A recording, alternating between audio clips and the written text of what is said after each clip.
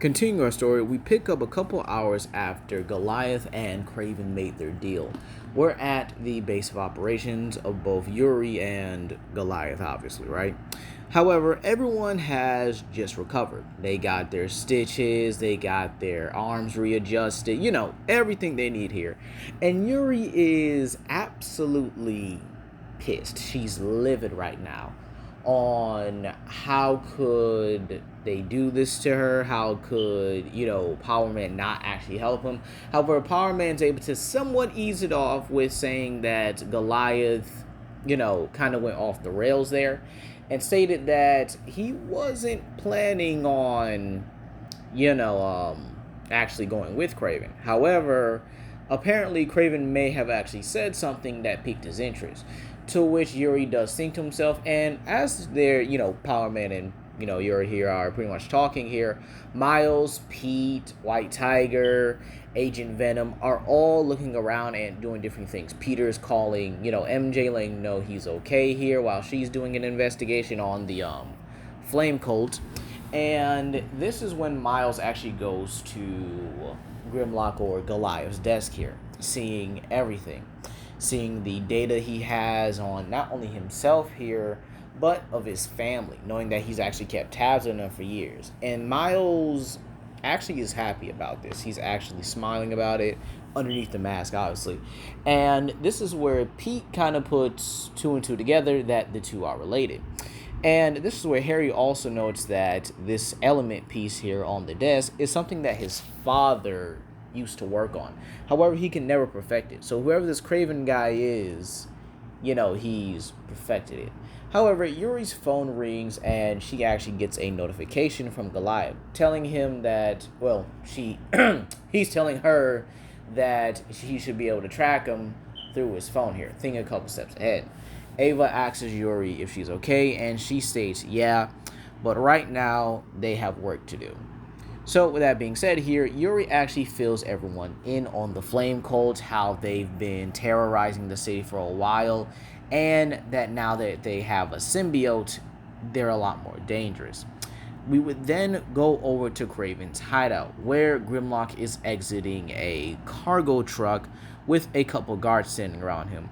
However, once he actually enters the building, he's then handed over to one guard that is much larger than the rest. This is actually the big grizzly guard, and he's actually looking around, admiring the scenery, admiring the ingenuity, to which the hunter that pretty much escorts him shows him that they've actually advanced themselves far beyond the normal means here. However, when Grimlock actually takes a moment to kind of stop and look, he uses his axe to kind of probe and poke him. This actually hurts because the tech is actually still made of element.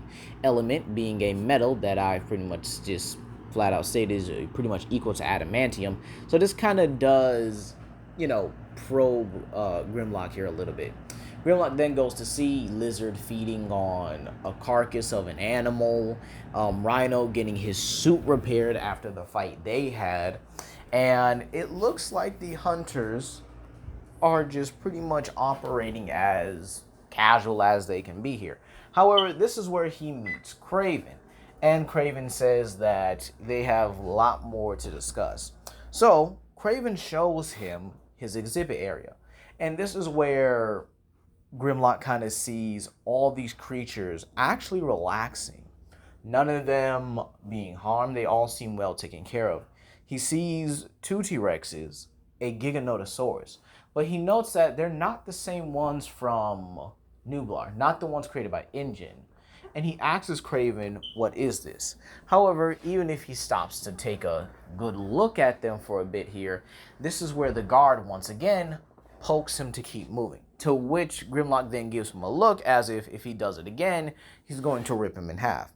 And he actually begins to admire even the aquatic area of the creatures, seeing a whole bunch of Nothosauruses, some of them enhanced. But then again, the guard continues to poke him. And this is where Grimlock decides to give him a shove, almost telling him, don't do it. Just don't do it. However, the guard's not buying into this and is trying to call bluff here, which is going to come to a bet here. So Grimlock then gets to the point with Kraven. What do you want from him in exchange for the information. But as he and Kraven are talking about Kraven's lifestyle, how he's always hunted, he gets distracted by the Tylosaurus. And it's absolutely amazing. A lot more slender than the Mosasaur he has back at his job or his establishment. And then he also sees something that even shocks him, as he never thought a Barsbodia could actually get this big. And he then begins to wonder what could enhance these creatures to such monstrous levels here. And Kraven tells him it's simple. It's Rockwell's formula. To which Grimlock does get annoyed by this, but he wants to know, what is this formula? What can they do with it? What have they been using it for? However, they're already in Kraven's arena. And this is where the guard finally gets on Grimlock's last nerve, telling him to jump in the arena, and actually shoves him with enough force to this time budge him. And Grimlock, as he grabs the guard by the throat, actually notices that Kraven's in the arena with Scorpion. So Grimlock, for the time being, throws the guards aside.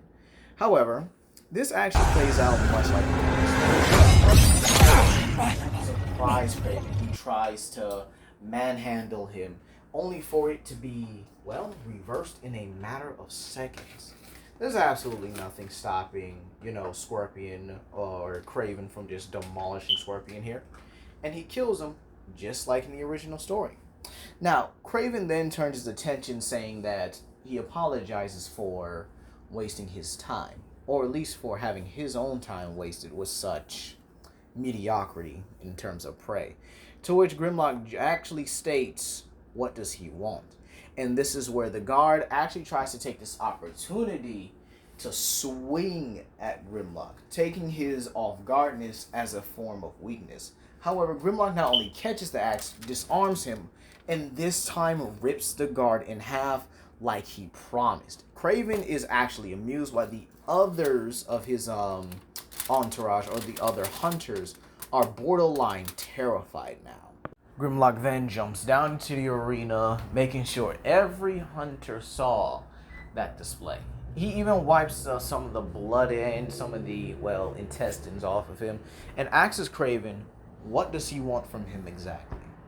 What does he really want? And Kraven smiles and says, an honorable death. To which Grimlock says, you think after all the things you've done today, you think you deserve honor? The amount of innocent people you put in danger, you think you deserve honor? To which Kraven simply grabs a spear and says, yes. And he lunges at Grimlock here. However, Grimlock is not fazed by this at all. He dodges it, sidesteps it, almost casually, and borderline bored here. Kraven says he wants the beast. However, Grimlock simply uppercuts him back, actually sending him a good couple feet back here. And he says, you're going to have to earn it. To which Kraven uses every maneuver he used against Goliath for the past few weeks, for these past few days, these months here. And Grimlock is so casually used to it that he's evolved to the point where he can read Kraven like a book. To the point where he then fire punches him into the air, much to the hunter's shock, and then he closes in and hits this man with a borderline seismic toss, simply throwing him into the ground, calling him absolutely pathetic. As Kraven gets up, he then presses a button that opens a door. Back with the rest of the group here, we actually have a divide and conquer scenario. Spider-Man is leading White Tiger, Agent Venom, and Power Man, I almost forgot his name. Power Man into an abandoned subway station where they've actually found the cultists hiding, thanks to Mary Jane. MJ was actually able to successfully sneak her way out of there, and what they see is absolutely horrifying. Carnage. The full thing, the full symbiote, right? And he's giving his followers symbiotes, molding them, killing a few that just are simply just part of the sacrificial ritual, and then just bathing the symbiotes in blood, the blood of his own followers, and then molding them into symbiotes to get on top of those followers. To which even Harry has to know that this is pretty disturbing and that they may need to wait for Goliath to get there. However, White Tiger and Power Man both think that they can actually handle this right now. It's, well, just a couple symbiotes, no different than Agent Venom, right? And Power Man definitely says this, well, agrees with White Tiger, but he also thinks to himself, they're definitely not ready for this. Now, we then head over back to the zoo, but on the outside of it here, where we actually see hunters getting dropped by both Miles and Wraith here. Both of them using simply borderline stealth tactics to, a mild electrical, impulse in the brain, a little choke out, maybe a little throat slit right then and there, covering their mouth to make sure they don't yell out and scream and everything. Different tactics, but, they're effective. Doesn't matter. And this is when Yuri says that she's going to kill him when she finds him. And this is where Miles says, you actually care about him that much, don't you? To which Yuri then goes into a whole thing about how she and Grimlock understood each other. She understood what she did may have been wrong, but it felt right. Taking revenge upon Hammerhead for the amount of men she lost that day. And then telling her Grimlock's side of the story on how he trusted Hoskins and the rest of his group here, but yet they drugged him and then forced him into an experiment in order to be some mindless super weapon. To which Miles is actually pretty shocked about this, how they both understood each other's quest for vengeance and then kind of just bonded over it here. Now, Rafe says that they need to hurry up and get him as she hears Goliath roaring in pain here. And this is because Kraven has summoned both Rhino and Lizard to try and tag team him here. Keep in mind, he's still in this human form here. And believe it or not, he does pretty well, being able to avoid a Lizard and actually kind of clown him a little bit. And then Rhino simply getting one-shotted like it's nothing here. And as for Lizard, again, his leaps are kind of annoying here, but every time he leaps at him, Grimlock simply flips over him and completely presses him into the ground where it's either near Kraven or around him, basically sending that message that the next one could get closer and closer and closer each time here. So, Rhino decides to be a little cheeky on this one here. Rhino actually does something smart for once. He actually baits Goliath into a charge here. However, when he jumps over him, Rhino actually grabs him and slams him on top of his horn, actually piercing right through his entire body. To which Kraven is able to finally regain himself and call Goliath disappointing prey. However, this act, the element, the mere pain of it, actually triggers something in Goliath. A not so normal evolutionary process here. Goliath just transforms on Rhino's horn and just rips it out of him. Again, now he's much bigger to the point where he can one arm grab Rhino by his throat and just lift him. Both Yuri and Miles are still making their way, even admiring some of the creatures along the way here.